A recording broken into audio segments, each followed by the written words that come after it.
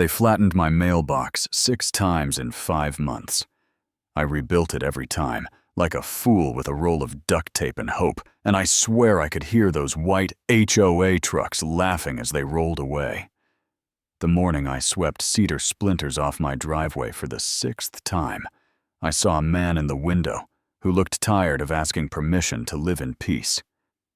That night, I decided to build one last mailbox, the kind you make when you're done being the polite victim and you're ready to end a war. I live outside Pine Hollow, New Mexico, a couple acres of dust and tomatoes, and 3 blue egg hens.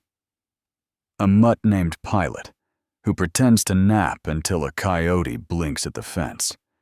Saturdays I sell peppers at the market, trade zucchini for a brake job. Pay my dues, mind my business.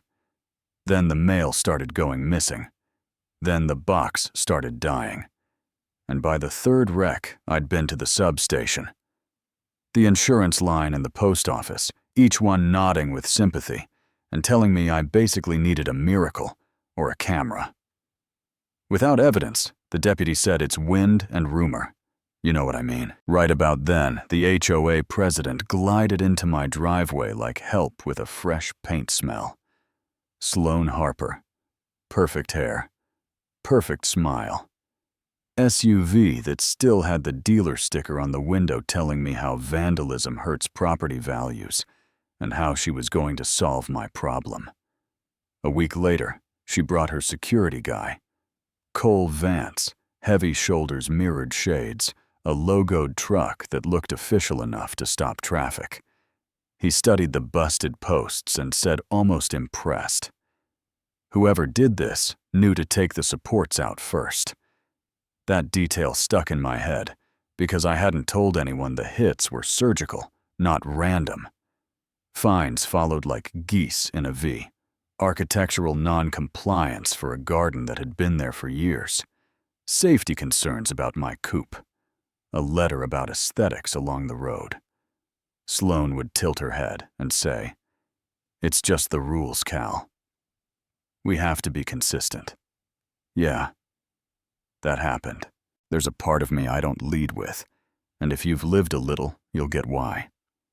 Before I learned the Latin names for pepper plants, I spent a decade in another desert in a suit that wasn't flannel. Explosive ordnance disposal teaches you patience pattern recognition and how to breathe when everybody else forgets how.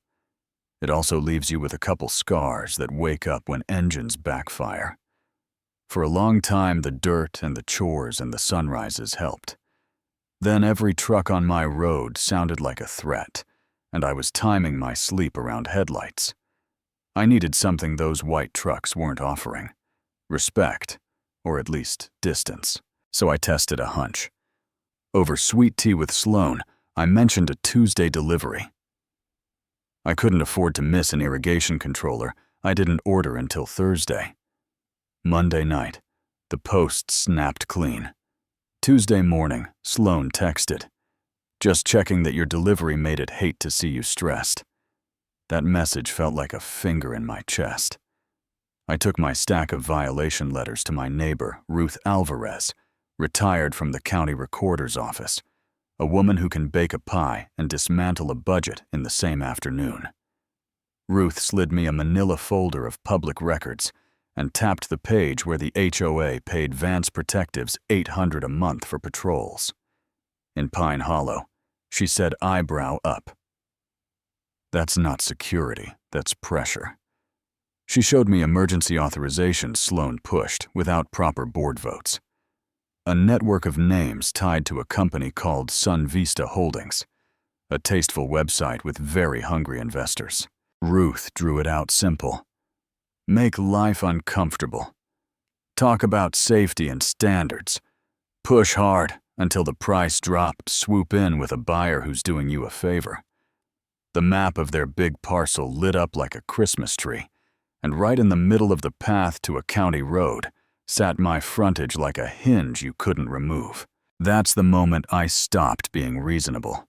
I built a final mailbox that looked like a joke if you glanced fast. Cedar cladding over a steel sleeve, concrete packed deep a little roof that was actually a solar panel sunk so far down you'd need a backhoe to change my mind. Inside was where the real work lived. Motion sensor thermal capture, a mic that could hear whispers over gravel, a cell uplink that shoved footage into the cloud.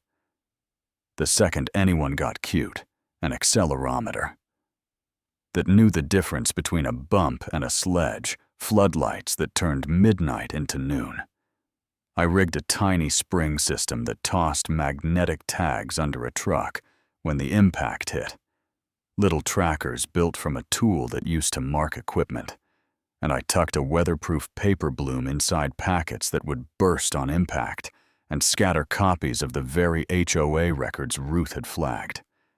Nothing illegal, nothing dangerous, just inconvenient truth that didn't want to be stepped on. The night it happened, I was at the kitchen window with bad coffee and Pilot at my feet, pretending to read a manual I wrote with my own hands. Headlights cut a mile out, blinked off before the bend, then that slow crawl of tires that belong to people who think they're invisible. Truck 1 stopped short of my driveway. Truck 2. I knew by the dent on the tailgate. Sloane's SUV idled back in the dark, like a queen who hates getting dirt on her shoes. Cole hefted a sledge like it owed him money, planted his feet, and swung with everything he had. The crack was a dry thunderclap. The rebound nearly took him off his boots, and then my little sun hat lit the whole world white. Cole staggered, cussing, and the mailbox did what it was born to do. The accelerometer tripped, the floodlights washed the magnets, whispered thwip, and glued themselves somewhere under his truck, where no one checks the paper bloom opened, and HOA documents skid across gravel like confetti at a divorce party. That's when Ruth's old Ford appeared. Not sneaky, just steady, and she stepped out with a flashlight and a tone that made grown men find their manners. "Evening," she said, polite as pie. "Who invited the sledgehammer at 1 a.m.? Sloane's smile cracked at the corners. "We're responding to suspicious activity." She said someone planted forged documents. Ruth bent, read a line under her light, and looked up over her glasses. "Funny thing about forged documents, they usually don't list your real routing number." Cole jabbed the sledge at the mailbox like it might lunge. "This thing is not normal. It attacked me." I walked out in a robe and work boots with coffee in hand, did my best I just woke up face. "He says my mailbox assaulted him," I told Ruth. "Should I get it?" A lawyer, Deputy Laramie, rolled up with radio chatter, and Patience bagged the sledge. Separated the stories, photographed the papers, asked if my mailbox was designed to hurt anyone. "No," I said, "but it will remember everything, and it's not shy about turning on the lights." He nodded and took statements. Sloane was on her phone whispering, "It didn't work. I can't text this," which is the kind of thing you say when you know the night is not going your way. You could feel the wind change on the road. People think that was the win. The Big Bang. The end credits. It wasn't. That night was just the trailer. The real movie was the weeks after, when footage from the mailbox met the neat stacks of records Ruth had been boxing. I did what I was trained to do. Timeline payments maps. Sun Vista paid Harper Staging. Sloane's side business with all the throw pillows. Harper Staging paid Vance Protectives. The HOA reimbursed Vance for patrol upgrades. Violations accelerated on the properties Sun Vista wanted, and a line of dates snaked right up my driveway. When Sloane came by with a bottle of Pinot and a win-win stack, telling me she could make the fines go away, telling me I deserved a fresh start. I set my laptop on the table and hit play on a clip recorded near my fence 2 weeks prior. Her own voice filled my kitchen. "If we don't get the Whitaker frontage, we can't get a road cut approved. Investors won't wait." The color left her face like a tide going out. "That's manipulated," she said, a deep fake. "It's a mailbox," I said, "not industrial light and magic." I sent the files to people who actually read them. Not with sirens and headlines, just quiet sedans and clipboards, and a patience that makes liars sweat. Cole had a binder labeled Patrol. Schedules the HOA treasurer folded like a lawn chair. Sun Vista settled fast because investors hate their names in the paper. Sloan pled to fraud and tampering. Cole picked up time for property destruction and a fistful of fines. The board resigned with statements about misunderstandings. Pine Hollow got quiet again. The satisfying part wasn't the charges. It was the survey that came in after. A ditch easement old as dust running across my frontage water rights. I inherited from a granddad who dug with a mule and a stubborn back. Any road would have required my signature, and I wasn't signing. They spent months trying to force a door they didn't realize I owned the hinge to. Somewhere a developer had to explain that, and I hope his coffee was cold. Life went back to the shape I chose. Sunrise chores. Pilot dreaming with his paws, twitching peppers, thickening on the vine. I still rest my hand on the cedar. When I come home, the lights are set to polite. Now the mic still listens, because memory is short and paper is long. Was it bait? Was it a trap? Was it fair?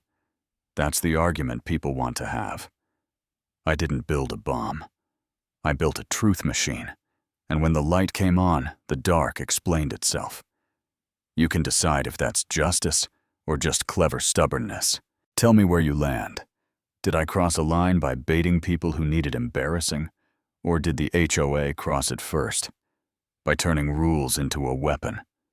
Are HOAs guardrails or playgrounds for folks who love clipboards more than community? And what have you seen up close that changed your mind about power and fairness?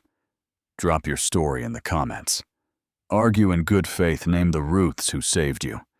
And if this felt like someone finally said out loud what you've been living through, hit like, subscribe, and send it to the one neighbor who needs to hear it.